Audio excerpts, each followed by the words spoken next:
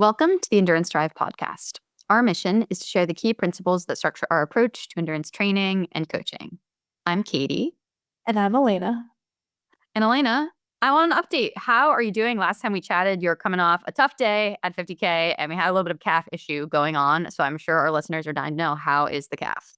Oh, yes. Injury in this way is kind of new for me. I had a lot of metabolic injury where I didn't necessarily feel good, but to feel good physically and still not be able to train as hard as I want to because of a physical, like my calf is kind of messed up, is quite frustrating.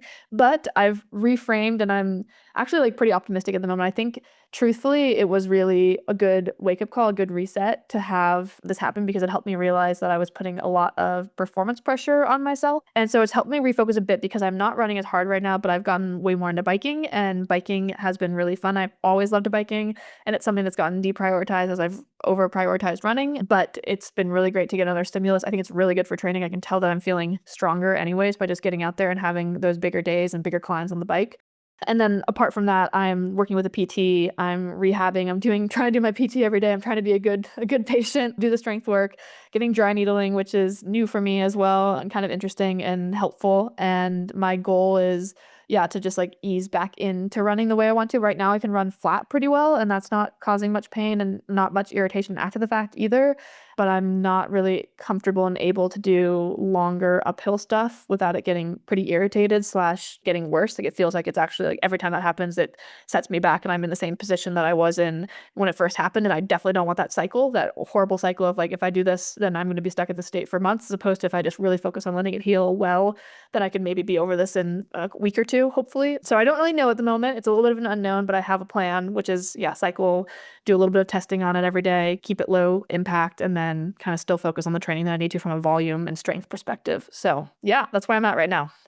Yeah, it sounds like you're doing basically everything right. And this reminds me, I had a pretty bad, I forget, it was maybe a peroneal strain, some type of leg thing going on in college. And it was that summer that I actually got really, really into biking because I had just been running before then. And I sort of dabbled in like the spin bikes for triathlon and flail around in the pool. But it was really kind of that big injury that pushed me into being more of a triathlete. So I don't know, Elena, maybe there's an Ironman in your future in addition to all these amazing races. That, man. I've heard that so many times where I'm like, you should be a triathlon. I do want to do a triathlon. So Katie, I will be hitting you up maybe post UTMB, and that can be my next like fun focus for a little bit. We'll see. I like the idea of trading spaces, and I will do like a big trail race and you can do a triathlon, and then we can coach each other and it'll be amazing. Oh my gosh, wait, that would actually be so fun. Why are we not doing that? Okay, that sounds great. Well, we will riff on that, I'm sure, in upcoming podcasts. But right now, we're actually going to transition to a really fun interview. We have had dietitians on the podcast a couple times before, but it's been a while. And as our listeners know, we talk about fueling literally all the time, but we're sort of just talking from our own experience, and it's amazing to bring an expert in the room. So this week, we've got Alex Larson on the podcast. She does some amazing work. You should follow her on Instagram. You should check out her blog, but she really caters to endurance athletes just like us. She is an endurance athlete herself. And so we're super excited to bring her on the pod.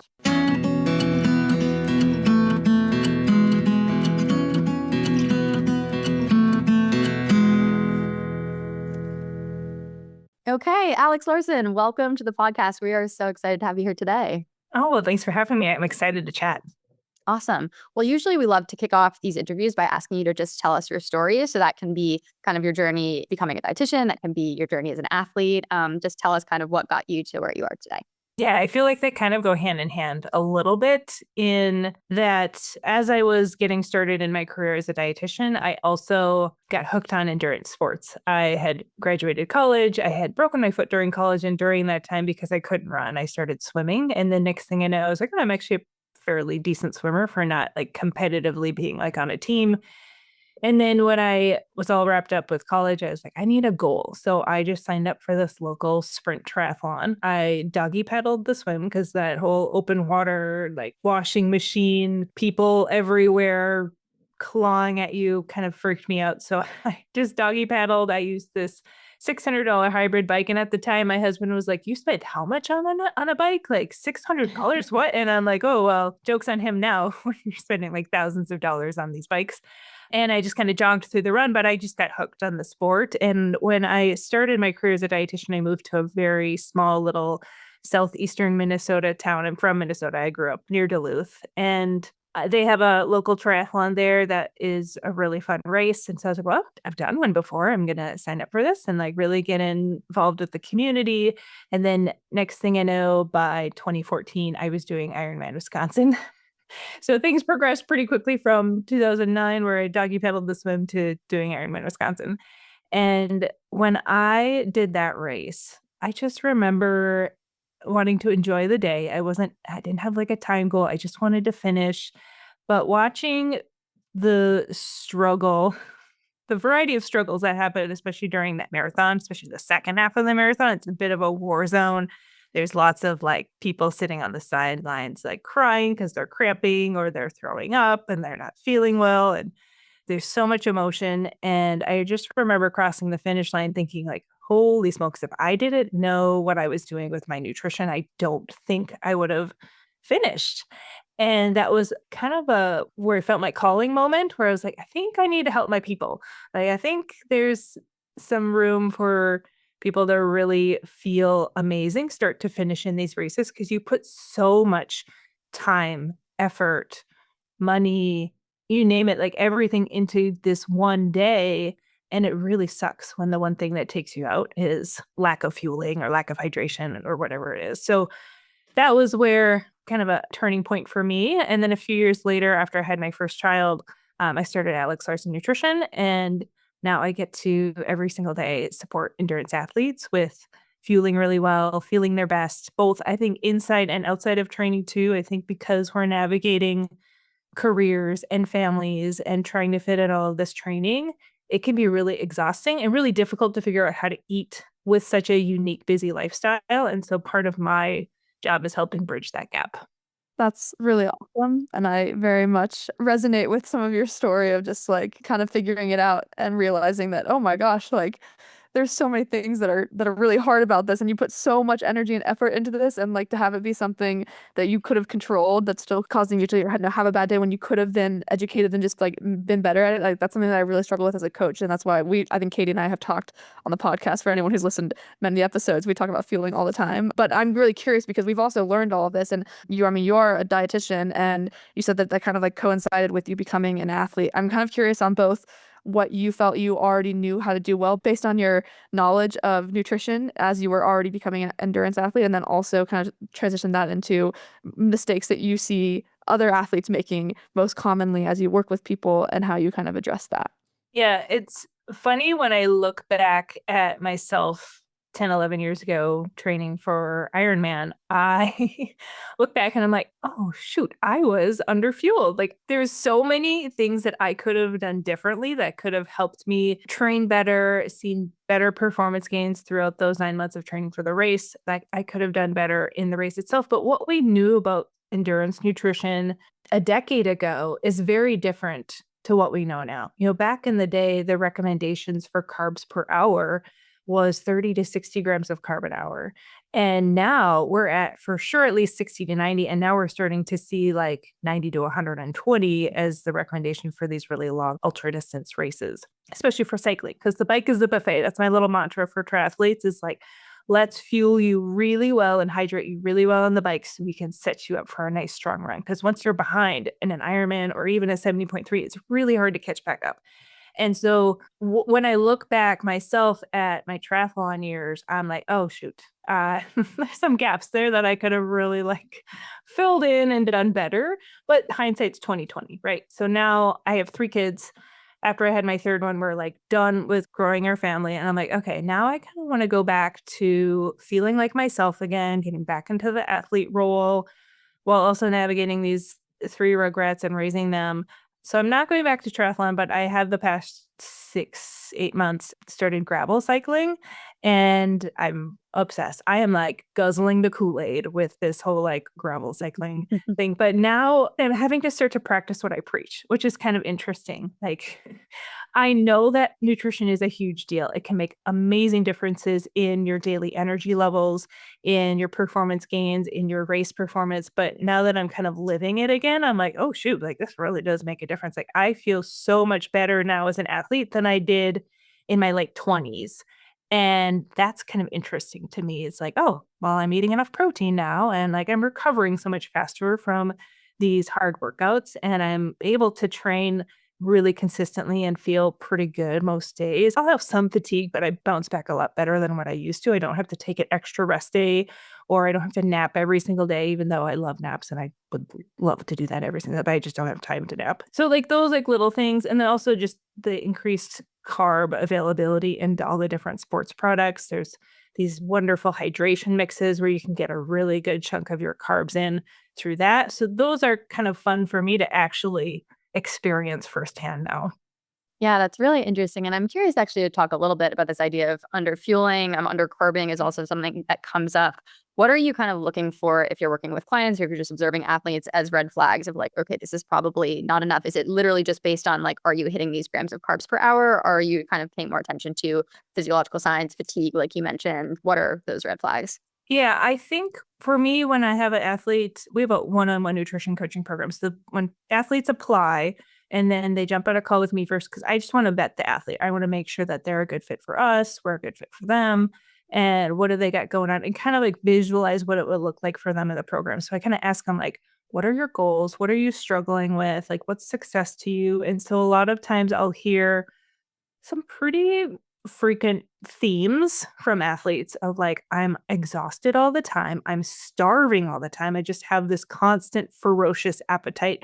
And it scares me because they're afraid that they're going to gain weight if they like lean into this hunger and just eat all of this food. And they're trying to achieve this like lean, strong body. And there's this bit of fear involved there. If they are someone that's maybe sleeping poorly, if they are injured all the time, if they are, I mean, for women, like hormonal dysfunction, that can be something. There's lots of like really classic signs that for me, I'm like, oh, yep, this sounds like an underfueling situation.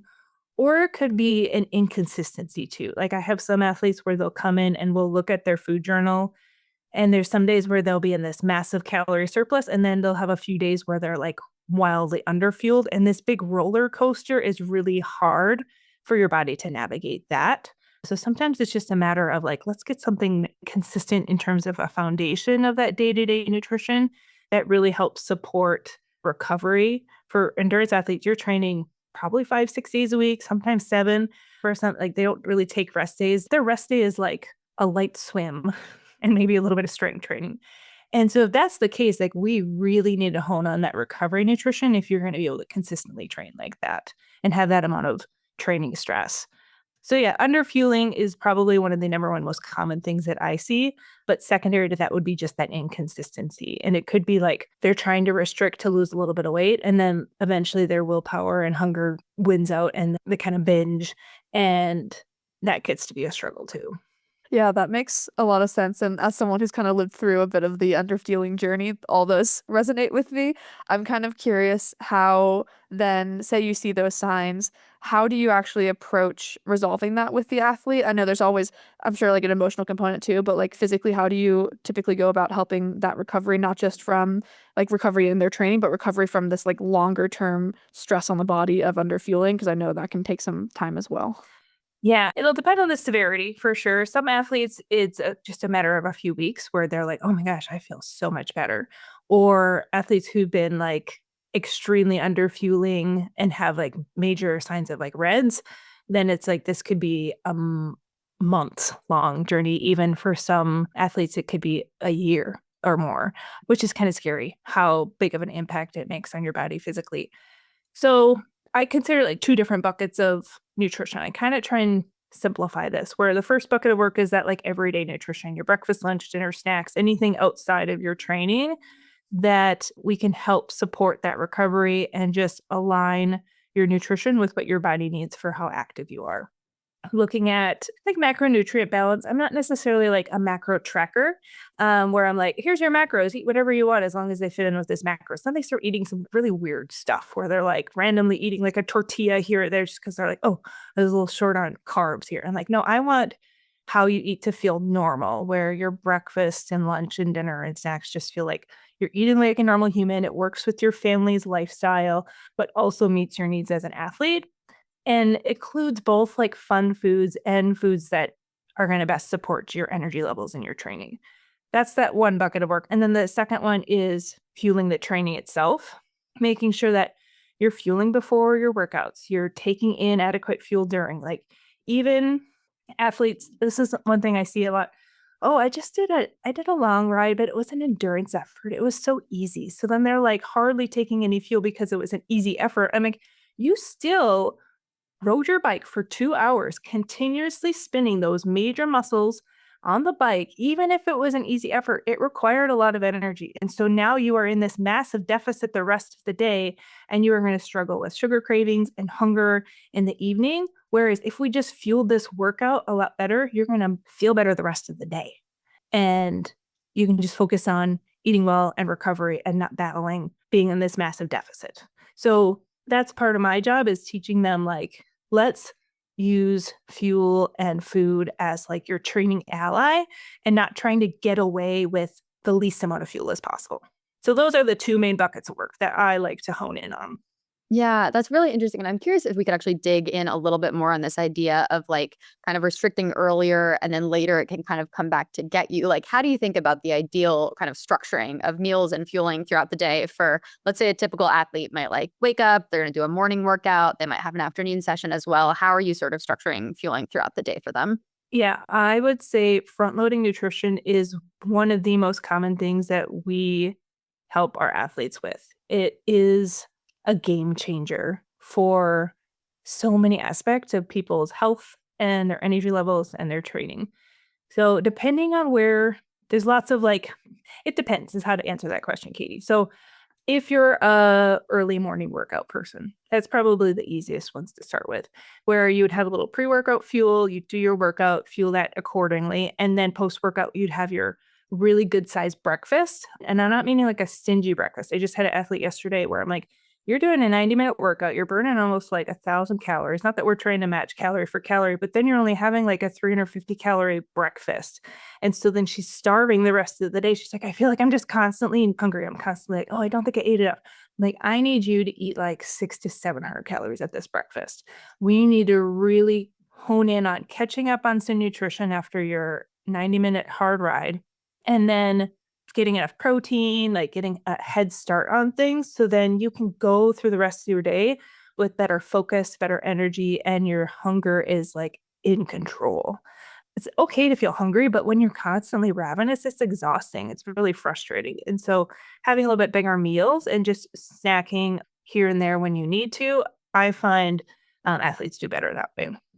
Yeah, that makes a lot of sense. And I guess I have a question just from like even from personal experience, because when I was on this kind of fueling journey, I did have to learn how to front load a lot of that nutrition, but I'm someone who really struggles with eating a lot, especially in the morning. I just like my hunger is actually not there despite me definitely being underfueled. And so I've had to kind of a mix of obviously like having real whole healthy breakfast like what you're describing, but then like especially around training, I'm definitely using like the carb drinks and the protein shakes and mixing things into a smoothie and then having gels. How do you feel about, supplementing with these products? How are you able to see people actually like fuel off of quote unquote real food, or does it not really matter around training? I'm just curious to get the dietitian's perspective on all of these products. I take a pretty balanced approach where let's use the protein powder supplements and like those kind of recovery drinks as a tool, right? So I don't want it to replace a meal. That's like my number one rule. Like I'm all about hitting the easy button as much as possible with nutrition, but let's not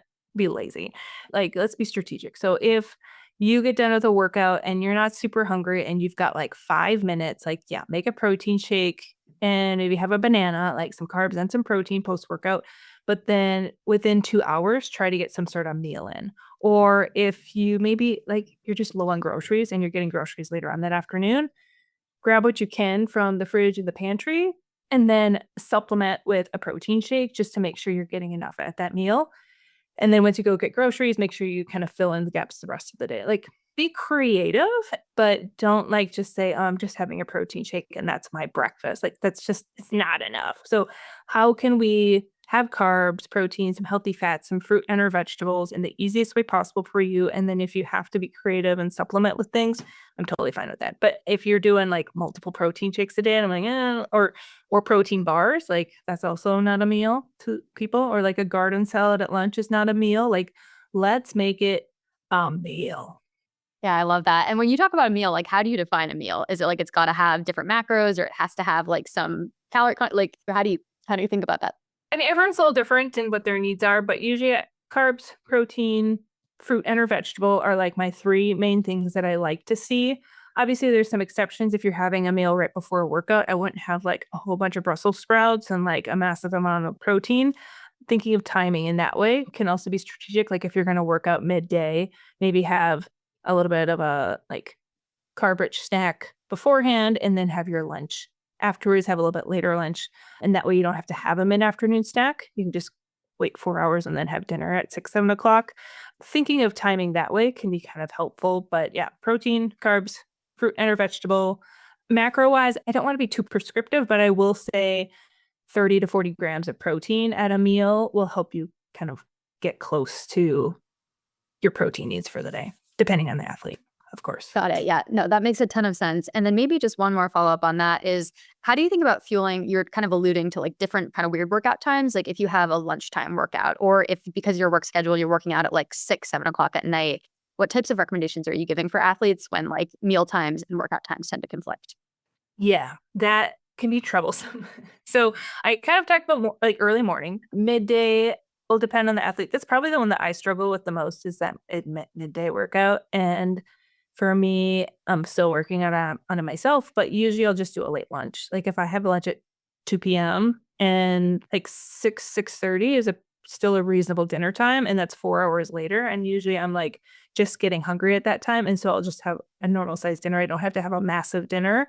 And then I don't even need a bedtime snack. So thinking about what works best for you. If you are working out though at 1 o'clock, you could do an earlier lunch to give yourself enough time to digest it, and then just have a post workout snack with your protein and carbs and refuel, and then be ready for dinner later on. So kind of depends on when you usually eat lunch and when you're going to work out, and then how you would break it up. And some people, you can just do like two lunches, like a little bit of a mini lunch before and a mini lunch after, and kind of fill in those gaps. Yeah, that makes a lot of sense. I've definitely fallen into that camp before. It's hard. It's hard. When like evenings can be tough too, because for me, I have to wait until my kids are in bed to work out. So that's like pretty late. So I usually will have dinner, have a couple hours to digest it, and then I'll work out. But again, not ideal to like go to bed having just exercise. It usually does impact sleep. So if I do have a workout at like dinner time, then I'll just have my recovery as my dinner. Yeah, that makes sense. And I think that's like maybe that's one of the big things I've learned is just fueling the workouts like that, where at least I'm making sure I'm hitting my meals and then I'm still going to ensure that there's like another snack or recovery snack after when I have a late workout. Cause like you said, I think I used to have like if I worked out later in the day because I probably wasn't fueled earlier on as well. And then I would have dinner, but I wasn't quite as hungry. And then of course 2 a.m. comes around and I'm like wide awake because I'm hungry. So getting the snacks in. And that front loading the nutrition, like more earlier in the day, I find really helps with those like middle of the night, waking up hungry things. Absolutely. I've definitely felt the shift in that. I kind of want to pivot back to something that you hit on a little bit earlier, but I think is like it can be a touchy subject for, and I think everyone in the endurance space, which is like, how do you approach supporting athletes who have both performance goals and body comp goals? Because it's pretty common for athletes to have body comp goals. But like candidly, as coaches, we typically like steer away from having body comp goals because we typically find that focusing on all the right things and improving performance can kind of lead you down that right path regardless. But we also recognize that for some people, for health reasons or just like rationally in general, like people have body comp goals. So I'm just curious how you approach this tricky debate and how you help athletes decide if it's a good idea to even pursue a body comp goal at all, or if like focus on performance. Like how do you think about that as a nutritionist? Yeah, I have been on my own little journey and my thoughts on it. Originally, when I started Alex Larson Nutrition, I didn't want to go down the like body composition. I just wanted to help athletes fuel really well and like have their body just naturally be at a body comp that they felt comfortable at. But I've kind of shifted, and I might get a minority here, but I'm actually okay that if athletes have body composition goals, even while they're training, I want to honor that desire for them. Of course, there's caveats. And this is why I vet our athletes so heavily. I want to make sure like they don't have a history of eating disorders, make sure that they're in a really good place in terms of like relationship with their body and relationship with food. I don't want to cause any harm ever. So I want to make sure that it's going to be the right situation for us to focus on body comp. And over the past 2 years, I have a team of dietitians. It's myself and Hannah and Mary. And we've actually kind of gotten to the point where we specialize with athletes that have some body composition goals. I want to make sure that they understand that we have to do this the healthiest way possible. So this is going to be like a slow and steady progress situation. It's not going to be a quick fix like binge diet where you're going to see like the 10 pounds in 2 weeks. Like I would never advertise like that. It's like, no, we're shooting for at most 1 to 2 pounds a week at most, but usually it's more like half a pound to 1 pound a week. And we want to very much support your performance. Because anytime I hear an athlete, they're like, oh, I tried to lose weight. And as soon as I started restricting, my energy levels and my performances suffered. I couldn't get through my training and I didn't really know what to do. And so that's where we can come in and really help support you along the way so that we're doing this in a way that doesn't cause stress fractures or hormone dysfunction and you have athletes losing their period. We want to make sure that you're actually like continuing to see fitness gains. So how we go about doing that, and we take a very individualized approach. So each athlete, they have very specific, unique targets and strategies of how we work with them. But front-loading nutrition is probably one of the number one things. We find that body composition-wise, it's very supportive of that. The other thing would be making sure they're getting enough protein and then also like carbohydrate timing, making sure that they're getting lots of carbs around their workout itself so that they continue to perform really well. And then they won't go into this massive deficit the rest of the day. And then we can support that little bit of a calorie deficit elsewhere in their day, but we're not dieting on the bike or in their run or in their swims or whatever workout that they're doing. Those are, I think, probably the main highlights of how we go about it, but it's such an individualized process. Yeah, it is really tricky. And I like how you approach it, especially with like vetting the athlete first. I think we as coaches often are dealing with athletes who maybe do have a history of disordered eating or maybe are not in the camp that should be focusing on those body comp goals. So I think anyone who's listening who's like wondering about this, definitely talk to a lot of experts in the process of figuring out if it makes sense. Like, is that maybe your recommendation on? Yeah, I think for sure it's hard for coaches. I would never recommend to a coach that they give like a weight goal to their athletes. I've seen a couple bad situations where the coach is like, oh, you need to be at this weight in order to qualify for Kona or something like that. And I'm just like, what? And I'm like trying not to like speak bad of their coach, but I'm like, it's not okay that they did that. Like, where is that number even coming from? And I've had athletes where they come in and they're like, I'd like to lose a couple pounds or 10 pounds. And I'm like looking at like their height and weight or where they're at. And I'm like, do you happen to know your body fat percentage? And they're already super lean. And I'm like, no, we're not, we're going to keep you where you're at. Like, absolutely not.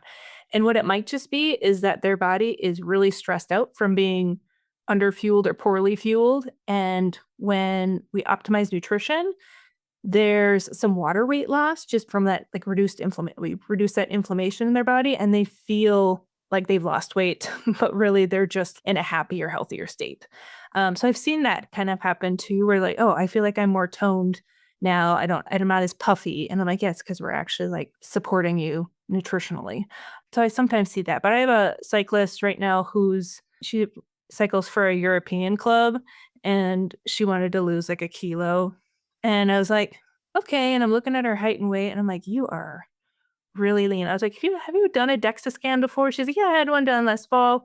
And she sent it to me and she's at like 15% body fat. And I was like, girl, any athlete we've ever worked with, if they get below 15%, the performance starts to really suffer because they just get too lean. It's like, I think we need to just maintain where you're at. And she's just got body image issues, as a lot of female high-level cyclists do. And I'm like, we're just going to have to work on navigating that and having you feel epically strong. And she continues, every Strava workout I see for her is like a new queen of the mountain. And I'm like, girl, you are killing it. Like, your weight's been stable. Like, this is a win. And so just working through those body image issues is also kind of interesting too. Yeah, it's like a little bit where you kind of have to flip a little into therapist mode as a A nutritionist. little, yeah. I sometimes often, oh, well, I think you need a therapist. Or if they say they have a therapist, I'm like, perfect. This is going to be great. You have your therapist and you have I'm like a food therapist. It's like, this works out great.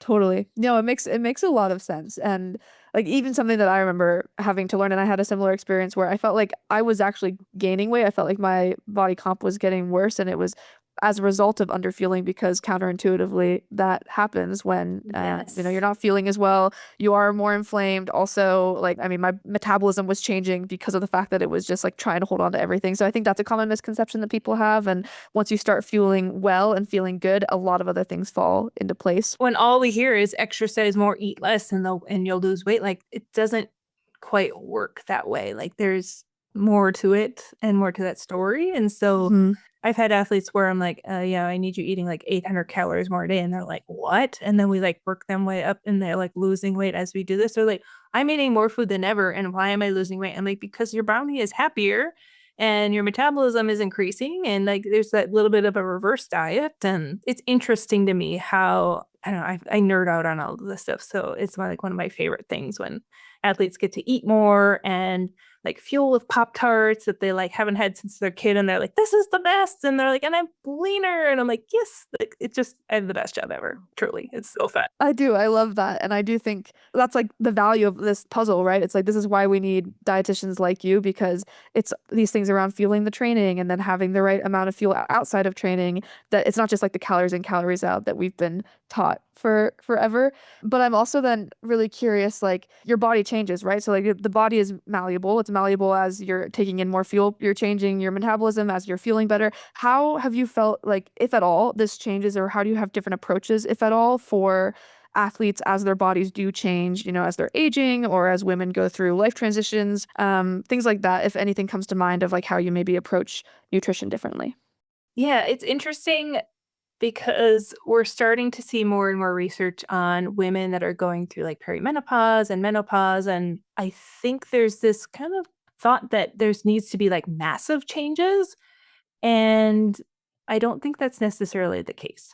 I think that because women have gone so many years underfueled, we need to just get them like the basics down of like, no, we need to add it. We need to optimize nutrition. We need to get enough protein. If we can like master the basics, that's like honestly like 90% of the way. And then I think for especially women, and I'd say even men too, maybe doing some supplements like a creatine to really support muscle strength and like that natural decline in muscle mass that we get as we age. It also can help cognitively.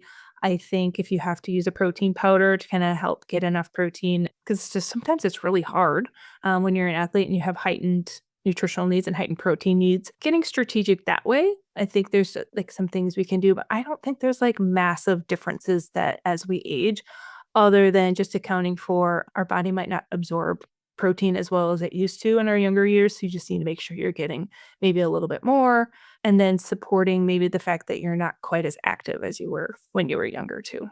And recovery, I think for athletes takes a little bit longer as they get older. They notice like, oh, I can't do as many like back to back to back hard rides. Like I really have to take a little bit more recovery. I need to have like a lighter week a little bit more frequently. And so just accounting for that too, I think is helpful.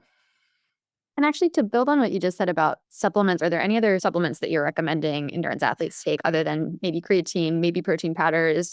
Or do you want people to get labs first and then decide if they actually need to supplement anything? I think a ferritin, iron stores, and a vitamin D check annually is really important, especially for women. I tend to see a lot of women with a low ferritin, and I'm one that really struggles with iron levels. I can very easily be iron deficient. And so knowing what your levels are, it can be helpful to kind of guide what you need to do supplement wise. But like a standard multivitamin is really not a bad idea. Omega-3s, if you don't get enough like fish or seafood in your diet, could be helpful too for brain health, heart health, cholesterol levels, and just overall reducing inflammation. Those are probably the main ones that I'd recommend, but otherwise it's not like I'm pushing like all the stuff. I'm like, let's make sure you're eating pretty well, and then we can fill in the gaps here and there with some supplements. Yeah, that makes a lot of sense. And you're kind of preaching to the choir on the low ferritin or iron. I think Katie and I have both struggled with that. And then we also see a lot of athletes, especially women, It's a struggle with game it. changer. Totally. Like the reference guidelines for ferritin are like vast. Like it's like what for women is like 15 to 311 or something like that. And I'm like, no, for athletes, I think above 50 is what I would like. We tend to see the best performance when they're above 50.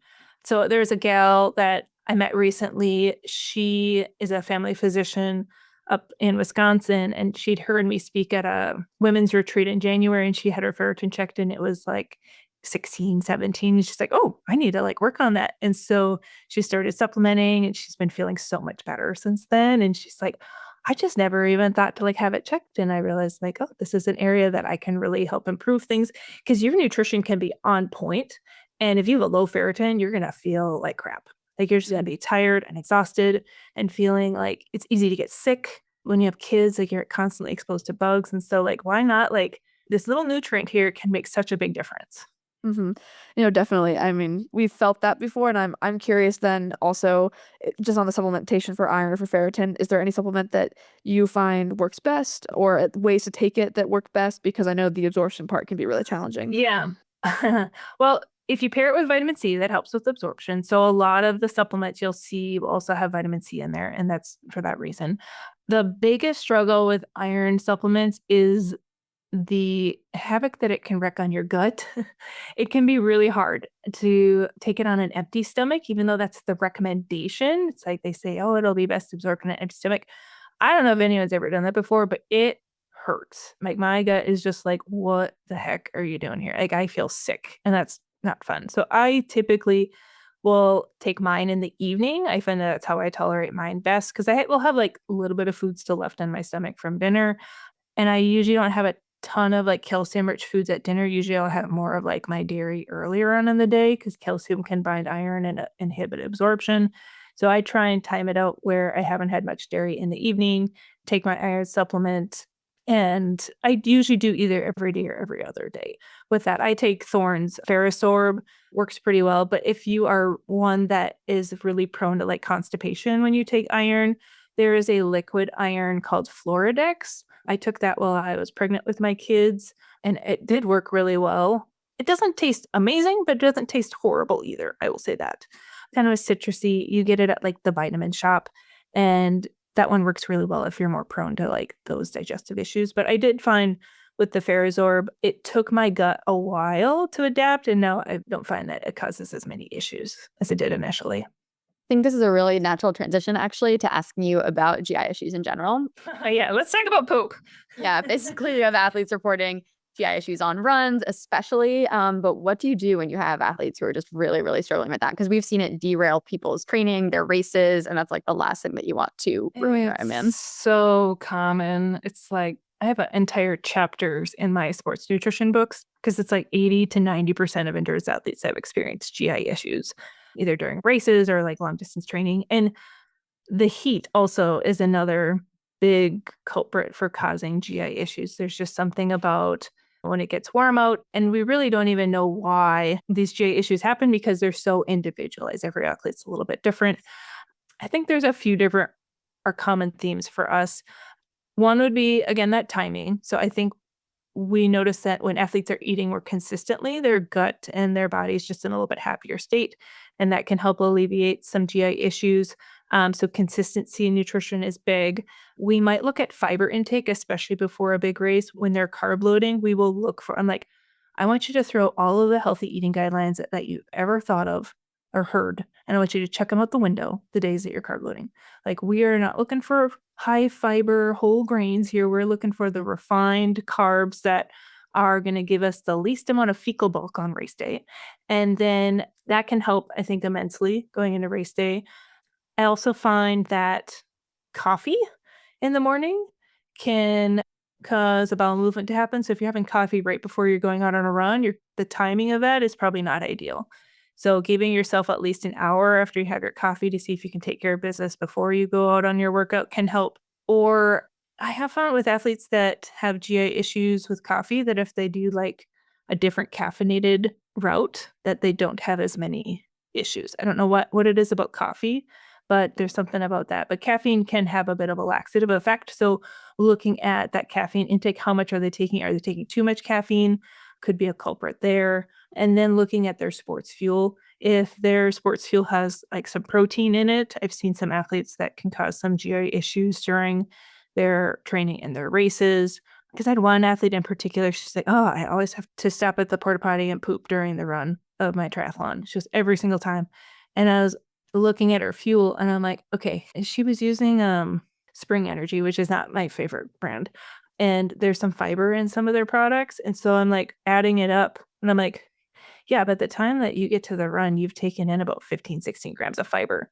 I was like, so this is might be our culprit. And so then we switched products and she never had a GA issue since. So looking at like that type of thing too. And here's the thing about running, especially because of that jostling motion. And a pelvic floor therapist told me once that motion is lotion. So there's just something about like moving things along. So over time, though, as people get more fit, those pooping issues tend to reduce as well. Yeah, makes sense. And I guess a couple questions that came up for me as you were talking about that are kind of related. The first is you were talking about carb loading a bit and was just curious of how you think about carb loading, and then kind of like related to that, what is your favorite like go-to sources of fuel, if there's anything around that? You said kind of like anything goes, but like For carb loading or for like just sports fuel? let's do carb loading related, and then actually if you have ones for sports fuel too, I would love to hear those as well. Yeah. Okay, so carb loading, the object of carb loading is to top off, like fully load, super load up your muscle glycogen stores. And so the object of carb loading is to consume of like 80% of your calories for a day or two before your race, not just the night before the race, but like potentially days. Like the longer the race, the longer the carb load. You want to super load those glycogen stores by consuming a really high carbohydrate diet for a couple days in advance. And the first few times you carb load, it can feel like a lot. So the recommendation for carbs on a carb load would be 8 to 12 grams of carb per kilogram of body weight. And so when you start doing the math on this and look at the amount of carbs and you're like, you have a little bit of sticker shock, like that's kind of normal. But you want to start earlier on in the day. I find for myself, if I do like a bottle of like super high carb and drink that in my day, I can hit my carb load pretty easily.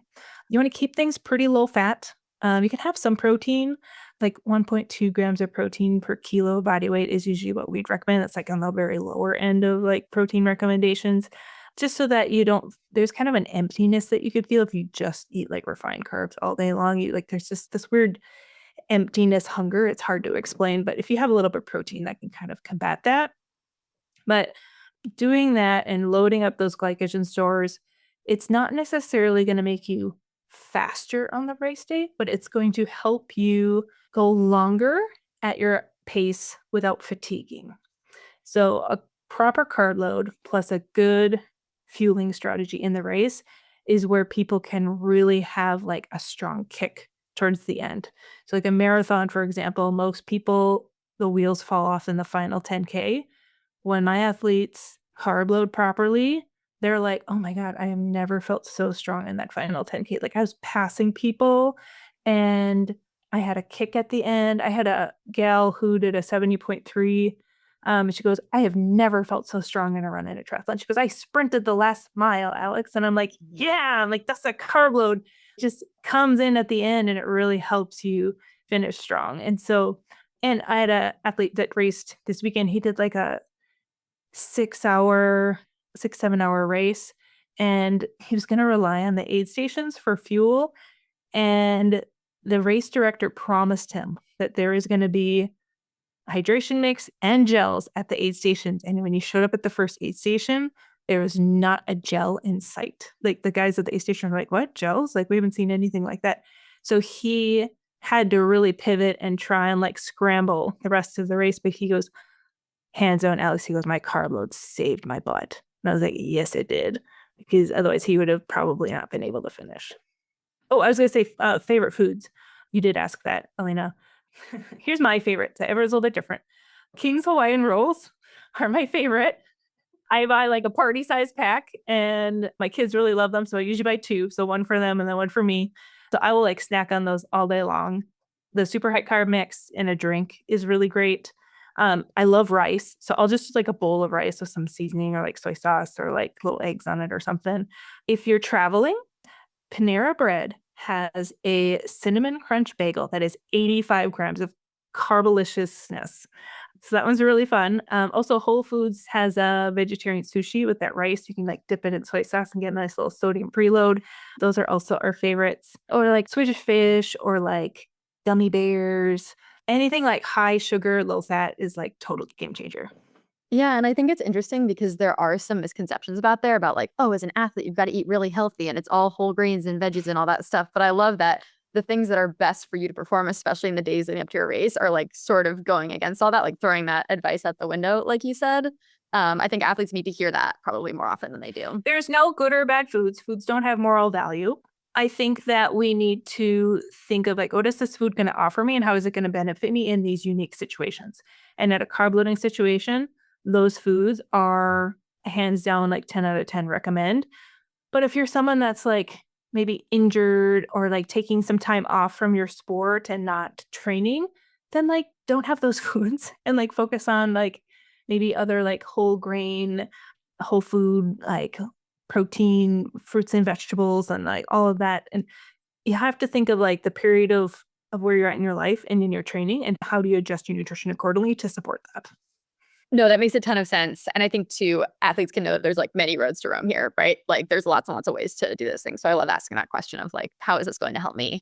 I think there's one more kind of big topic that we wanted to ask you about, which is a little bit to talk about hydration. So the link between like, is a lot of GI stuff, is that linked to hydration usually, or how do you give athletes guidelines for both daily hydration? Like, should we be taking in electrolytes kind of every day, regardless of workouts, as well as in workout stuff? Because I imagine that probably factors into some of your work with athletes as well. Yeah, that's a good point. I missed that when we were talking about GI stuff. Hydration is a big one because once you get dehydrated, it can really wreak havoc on your GI system. And when it gets really hot and humid out for races and you start to get dehydrated, it's really hard for your body to regulate your body temperature. It's really hard for your heart to like pump blood to where it needs to be. And the other thing that happens too, GI wise, when your body's getting overheated and dehydrated is your body's going to divert blood flow away from your gut and go to elsewhere in your body where it's more needed. And so when that happens and athletes are like drinking and they're eating and their stomach is like continuously getting bigger and bigger and they're feeling fuller and fuller and they're like, I feel like my stomach's not emptying. And they're like, because it's not, because there is no blood flow in your gut. It's not moving anything. And you either have to slow way down, get your heart rate way down and cool yourself off to get that gut moving again, or like you're going to start throwing up here eventually. So identifying those signs and what you're going to need to do to adjust accordingly is really important. So when it comes to hydration guidelines, at least like during workouts, everyone has a different sweat rate. And so because it's so individualized, you have to do your homework. You have to do some sort of like sweat test. You can do a very simple at-home sweat test where you weigh yourself before your workout. After your workout, you would consume a pre-measured amount of fluids, or sometimes I'll just weigh my water bottle when I'll start my bike. I'll weigh it afterwards, calculate like how many mils I drank. And then I had like a calculator on my blog where you just type in this stuff and it tells you like, okay, so last time I did a sweat test, it was like 50 degrees out. I lost about 0.8 liters per hour. So as my spring races here have been in a similar temperature, I'm like, okay, I lose 0.8 liters per hour on average, and I'm doing a 3-hour race.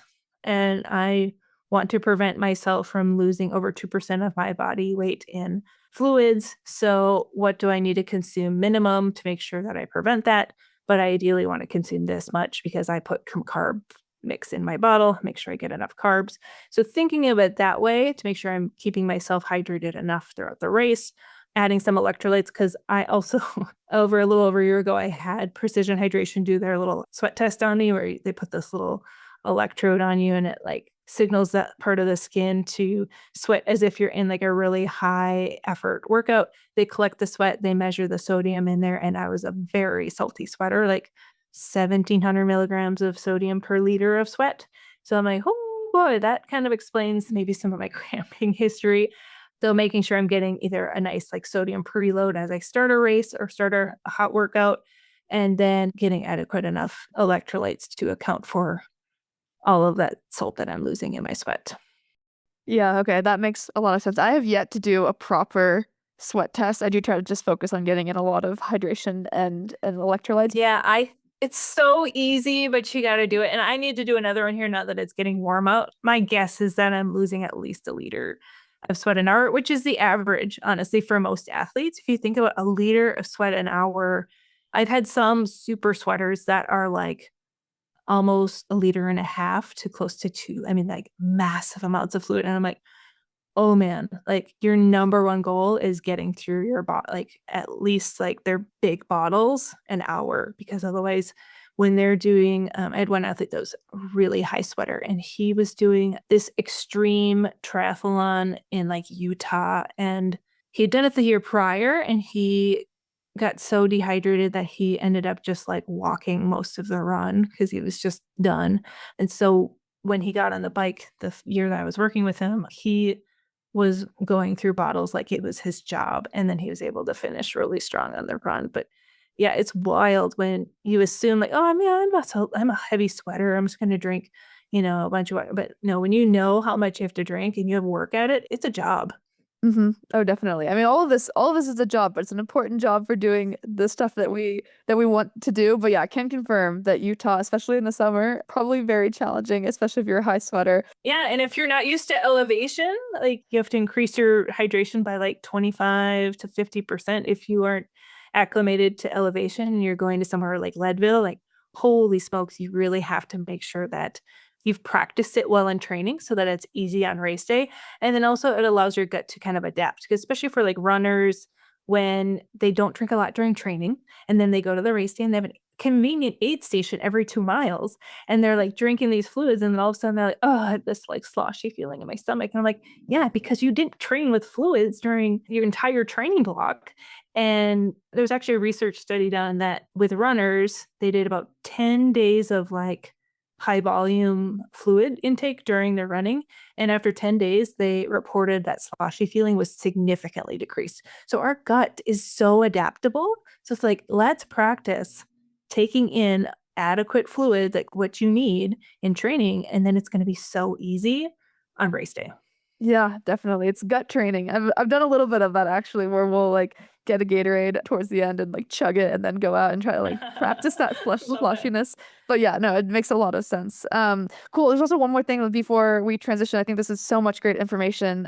Thank you so much, Alex, for Yeah. seriously so many great insights. We'll do challenge and gear pick of the week in a second, but you mentioned that you have what I'm going to check out this calculator on your blog for Mhm. sweat rate stuff, and your blog sounds cool regardless. Where can we/listeners find you? Yeah, alexlarsonnutrition.com is my website. So there's a blog page, and I think it's like the third or fourth article. I have a sweat test calculator. There's a little search bar, so you just type in sweat test calculator, and you just type in your pre and post weight, and then how much you consumed and how long you worked out, and then it'll give you the breakdown of your sweat rate. Awesome. Very cool. I will link all of your information in our pod as well. Just want people to be able to find all your information. So that's great. Cool. Should we transition to challenge and gift pick of the week? Yeah, Katie, do you want to kick us off with your challenge of the week? It's very related to our fueling conversation. Sure. Well, I'm not the expert, so Alex, you can call me out if this is not a good challenge of the week. But I'm going to suggest that people try to add 10 grams of carbs per hour to however many carbs you've been taking in for your long rides and runs. You might find that that's the edge that makes you feel even better. If you've already kind of worked your way up to say 80, maybe you'll feel better at 90. So do that and then log how you feel in your training log, and we can talk about it to see how it goes. Yeah, I love that. Sweet. All right, Elena, challenge of the week. Yeah, mine is it's a little bit harder, but I think it could be cool for people. After your like longest or hardest session of the week, just add in a quick 4 by 30 seconds hard, 30 seconds easy. I think it's one, a good mental challenge to be like, I can still do more after this hard thing. And two, it can be great for building fatigue resistance in your training. You're basically just giving a way for your body to kind of pull on those power reserves at the end of a really long effort. And it's short, it shouldn't tax you anything because it's just 30 seconds, but it's still both mentally and physically, I think could be really cool for now going into race season and building that late stage races, in addition to what Alex was saying about carb loading and fueling really, really well. I love that challenge. I'm just going to add that if you're going to plan on doing that, take like an extra gel in the first like 15, 20 minutes of that workout. Even if your workout's only an hour long, I'm telling you, take a little extra gel and it'll make that challenge like be a piece of cake. I think that's awesome. Yeah, great add-on. Love it. Okay, Alex, do you have a challenge of the week that you want to share? Yeah, I mean, I would say what I'm working on right now that the weather's warmer, is making sure that I drink more. So my challenge is, whether you have a watch or a bike computer, is make sure you go onto your watch or your bike computer and you set up nutrition and drinking alerts, and then making sure that you're listening to them. You don't ignore them. And when you get your hydration alert, I want you to take like an extra 3 to 4 gulps of fluid. I love that. That's awesome. Yeah, the alerts also so that you can be really on it like that. Great. Okay, cool. Gear picks of the week. Katie, what do you have? All right, so I have, this may or may not have been recommended before. We're on episode 84, so we've been through a lot of gear picks, but I am going to recommend the AcuPoint massage ball set. This is a good Amazon massage ball set. I find that it's one of the best sort of massage tools that you can travel with because they're super small. They're basically just like lacrosse ball type things, but you can work out knots in your upper back, your glutes. They really do a lot in a very small amount of volume. So that is my gear pick of the week. Awesome. Mine's pretty straightforward, but I really love Trader Joe's face sunscreen.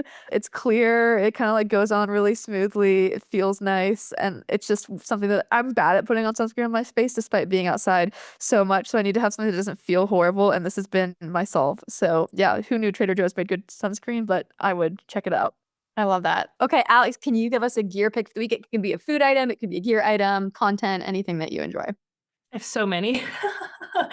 I would recommend doing a hydration mix in your fluids if you're not already doing one.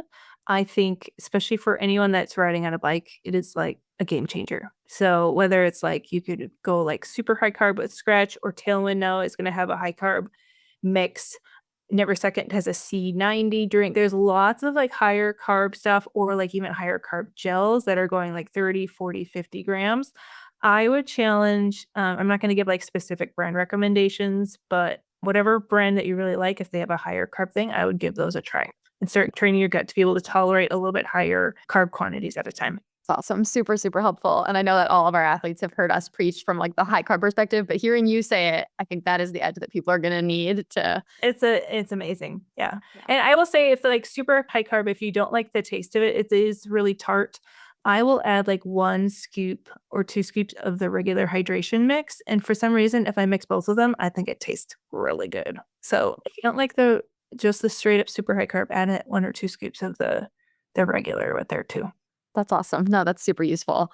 Well, this has been awesome. I feel like I've learned a ton. Elena, hopefully you've learned a ton too. And I think our listeners will as well. So Alex, just thank you so, so much. We will put all your links in the extended show notes so people can maybe reach out to you. Are you taking clients right now to work with? We are. Yeah. Because I have a team, Hannah, Mary, and I, we always usually have some athletes that are graduating. So yeah, it makes us have room for new athletes. So great. Well, we would be thrilled, yeah, if some of our athletes got to work with you and benefit from all your expertise. But yeah, thank you again for joining us so much. And hopefully we can have you back again soon. Thank you.